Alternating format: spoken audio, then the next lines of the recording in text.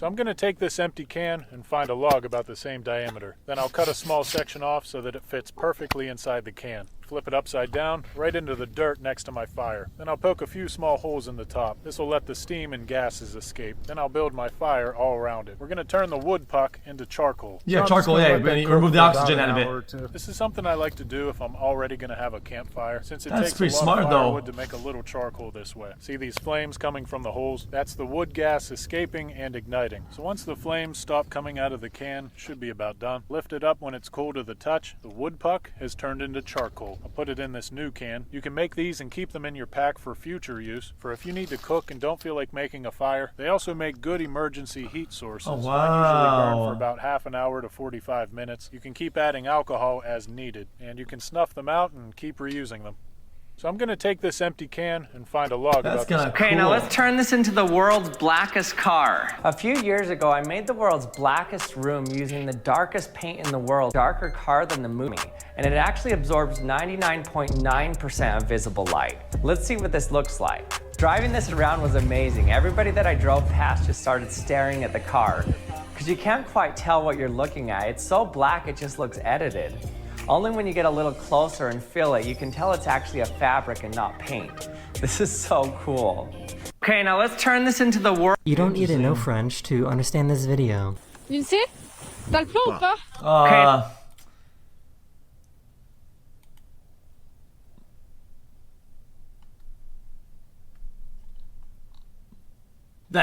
Boring. Reels comments clear. Chat, I can already think about the comments on the Reels. Shit would be diabolical. This video.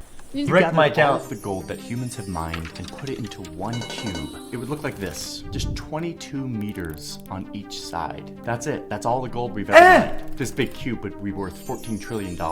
Nearly half of all that gold is sitting on people's fingers or necks or ears as jewelry. And most of the other half is locked away in vaults, many of them underground, like this one in Lower Manhattan, the Federal Reserve Bank of New York. There's $200 billion worth of gold bars here. But the vast majority of it actually belongs to foreign governments who just store it here in Lower Manhattan. The Bank of England holds hundreds of billions of dollars. Chat, what if some guy in Oregon or some shit has like some fucking basement, pulls up, it's a cave, it has all gold. Gold in their own underground. All gold nuggets on the fucking. But we now know that there are still huge amounts of gold deposits out there. Some of them under the ocean, some of them floating as flecks of gold in the ocean water. I'm finding myself becoming kind of interested in gold, and I might do a whole video on it, so make sure to subscribe. These ice cubes have solved a serious problem for me. So my family eats a lot of chicken, and it's a much better deal My to mom buy does whole this. chicken and butcher it yourself versus My mom, my mom does this. Oh man, the things that I've tasted by accident, man. butchered pieces. But to make whole chicken worth the money, I have to take advantage Broth of everything, cubes, including lychee this cubes. carcass. So I like to throw it in the air fryer along with the wings and roast them until they're golden brown. Then I'll pop them in my pressure cooker and turn it into beautiful roasted chicken stock. But when you're buying whole chicken every week, this quickly becomes a lot of chicken stock clogging up the freezer. But I figured out a solution. I'll take the stock and reduce it down by about 80 to 90% until I have just enough to fill up one of these large ice cube trays, which I'll then freeze overnight, and boom, you have a much fresher homemade chicken bouillon cube. I'll package the cubes in a freezer bag, saving me about 95% of the space in my freezer. Then when I'm making... I swear to God, guys, I really need some ice cubes. It was mega hot. I really need some, okay? I go into the freezer, and because I leave them so long in the freezer, sometimes they get cloudy a little bit, right? They go a little bit cloudy. And dude, I taste this cube, and bro, my mom had these lychee cubes, and it was the most... Chat, it's like I had licked like a dry ass. It's disgusting. How long does it take to walk up one of the tallest buildings in the world? Starting with this first step, Casey and I are gonna find out. Honestly, this is like a walk in the park. We just hit the 6th floor. I feel great. This is easy. Look at this little spring in your step. Now we're talking. Third of the way. Why is walking upstairs so hard? I'm feeling muscles I didn't know I had. All right, only 50 more floors, Jimmy. Okay. Oh. He's doing great. I regret this. How you feeling? I'm not feeling good. Number 70. The grind continues. Floor 80, feeling strong. And after 6 more floors, Oh my God. Look how much more we have to climb. oh, that's not bad. Hold on. You got it, Jim. We're almost there, Jim. How long would that take? This is the easiest thing I've ever done. There's one more floor. Oh, why is this so steep? Come on, Jimmy! 46 minutes? We walked this high up? Oh! I'm gonna take a nap. How long does it take to walk up one of the tallest buildings in the world? Starting. If you see someone do this at your card table, well, run. Also, people have said that after a shuffle, say for example a riffle shuffle or a overhand shuffle like this, always remember to cut the cards. That way you can prevent any form of cheating, right? Well, that's not true. Some people even say that you just follow the casino style where they cut the cards on the table and shuffle them on the table. That way, you can prevent any form of cheating because that's what the casinos do, even get somebody else to cut the cards. Well, yeah. The truth is this, regardless of whether you are shuffling the cards or I'm shuffling the cards, we can always track where the card is, or whatever card we want. Say for example, in this case, the next ace, the ace of diamonds.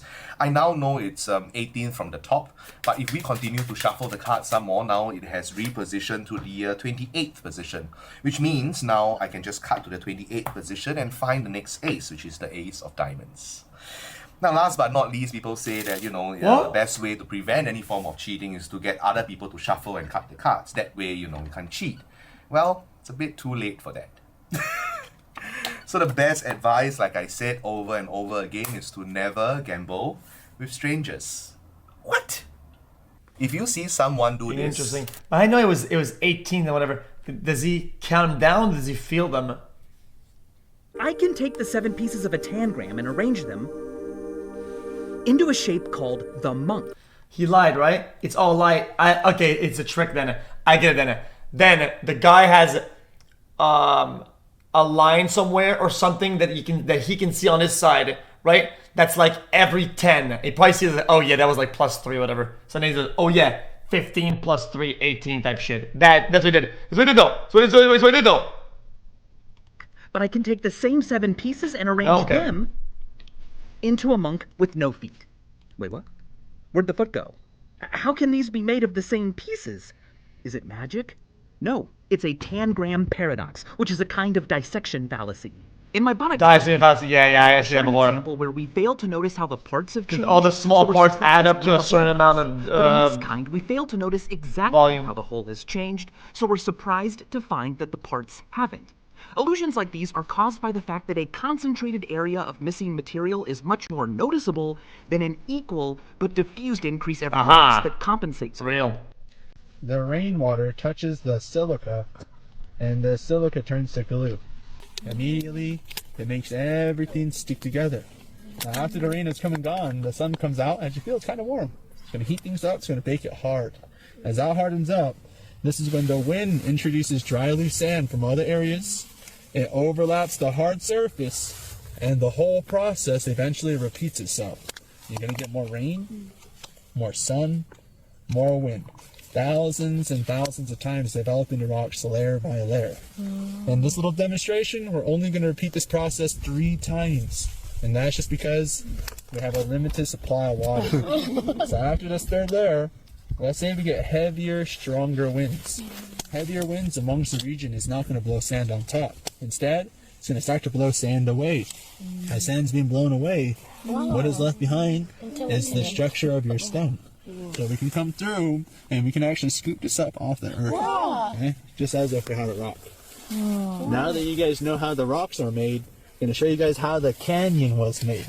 This canyon, guys, I told you was... But how this is made out of rock though?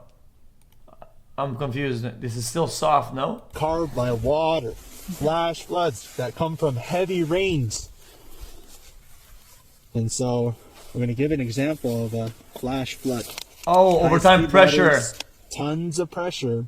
Going to carve its way down into the rock. Just like this. Now keep in mind, it was not one flood that carved this place out. It was thousands that took place over the course of thousands and maybe millions of years. We don't even know the exact age of this place. Okay? From the outside, you can't see much. All you see is this crack. But today on tour, you all witnessed. So I'm gonna get some sand in your eyes. You You've all witnessed that everything is best seen from the inside looking out. So when you look at the walls, you should be able to see all the wavy, curvy line structuring. So there you guys go. Hopefully that puts the puzzle pieces together. Now you guys all know how. The rain. Inside the lines, let's go. Fuck, I'm not in my pedals. Oh, there's some shoulders. There's some out, he's out. Okay, now the square is in half. Oh, damn. Oh, he's out. Oh, out. He's out. I'm sweating. You can't let Paul win. If your front wheel or back wheel goes out. Whoever sinks the... Can you put 6 chips in the box? This is a famous puzzle of the 20th century called chips. It sounds simple, but the fact is that when you put in 5 chips, the last chip goes beyond the edge of the box. You can try to rearrange all your chips, but if you use the usual placement strategy, you'll end up with a chip that doesn't fit all the way into the box. Yeah, you have to make like a solution? V6.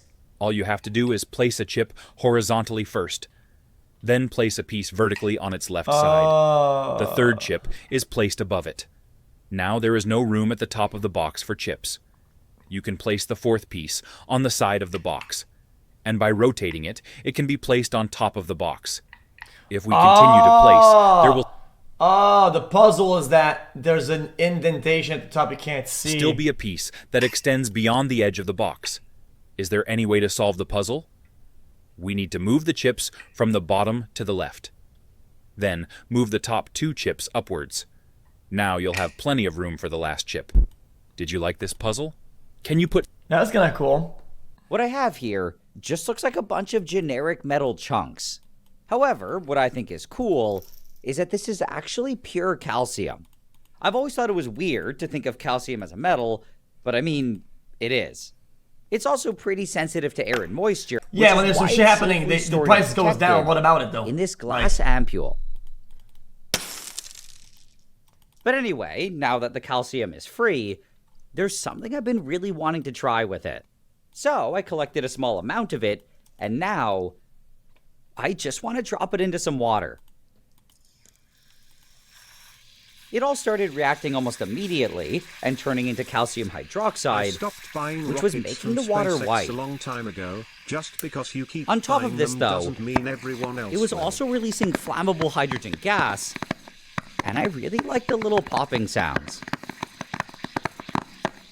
Cool. Tesla is